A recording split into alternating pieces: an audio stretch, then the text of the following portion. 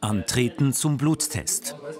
Am Universitätsspital Genf hat man angefangen, die Bevölkerung auf Antikörper gegen das Coronavirus zu testen. Ab heute wird hier jede Woche 500 bis 700 Menschen aus der Bevölkerung Blut abgenommen, um mehr über die Verbreitung zu erfahren. Das Ziel der Studie ist es, abschätzen zu können, wie groß der Anteil der Kantonsbevölkerung ist, die mit dem Virus Kontakt hatte. Das hilft auch bei der Entscheidung der Politik, ob die einschränkenden Maßnahmen gelockert werden können.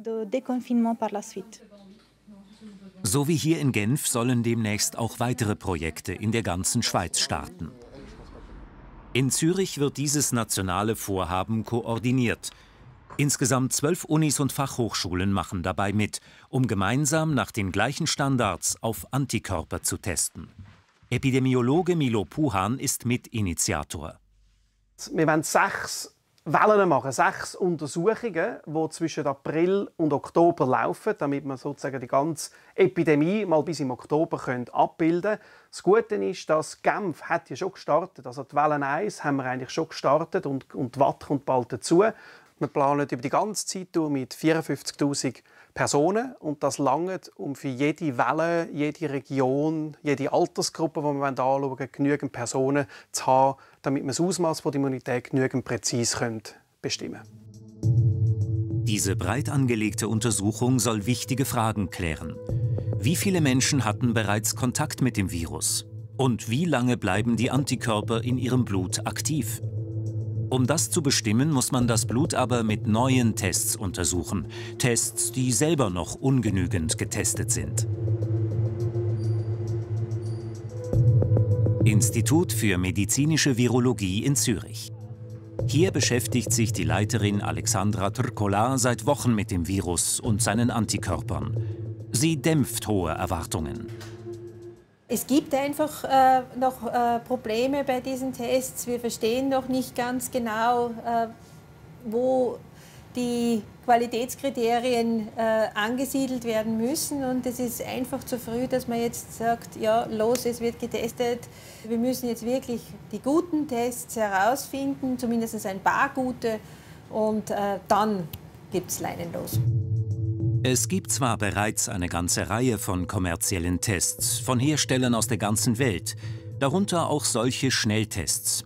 Auch für medizinische Laboratorien sind erste Antikörper-Testkits verfügbar. Doch diese Tests sind derzeit nicht genau genug und das hat auch damit zu tun, dass es in der Gesamtbevölkerung vermutlich erst wenige Coronavirus-Infektionen gegeben hat. So errechnete letzte Woche eine britische Forschergruppe für die Schweiz einen Anteil von 3% Infizierten. Ein so tiefer Anteil wirkt sich massiv auf die Aussagekraft von Testresultaten aus.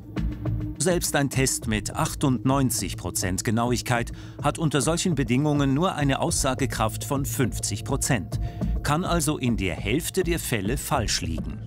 Noch weniger genau sind Schnelltests. Man kann sich derzeit auf ihre Resultate eigentlich überhaupt nicht verlassen. Das Wichtige ist, wir müssen auf jeden Fall vermeiden, dass es falsch positive oder falsch negative Messwerte gibt. Wenn die zu hoch sind bei einem Test, also das kann einen immensen Schaden anrichten. Im Zürcher Virologielabor hat man einen eigenen Test entwickelt. Die Proben aus dem Blutserum werden dabei auf 4 spezifische Komponenten getestet. Doch auch ein solch ausgefeilter Test auf Antikörper reicht nicht aus, um einer Person mit Sicherheit sagen zu können, sie sei immun und darum gegen eine Corona-Infektion geschützt. Auch wenn sich viele eine solche klare Antwort wünschen.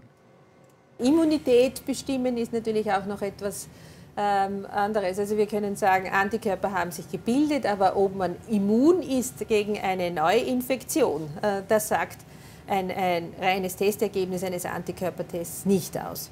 Es sind eben auch Studien wie in Genf nötig, um darauf eine Antwort zu finden.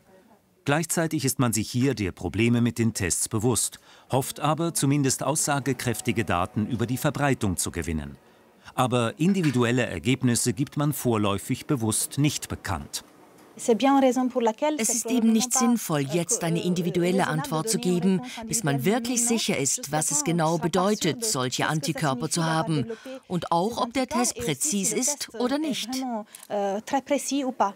Es ist eine Unsicherheit da, wie gut die Tests sind. Wir müssen mit dem leben in einer frühen Phase, weil wir müssen anfangen mit diesen Untersuchungen. Es ist durchaus möglich, dass wir dann in einem Monat oder 2 dann sehen, oh, ein anderer Test ist besser und dass wir dann halt zu dem wechseln. Noch offen ist auch die Finanzierung der Studie.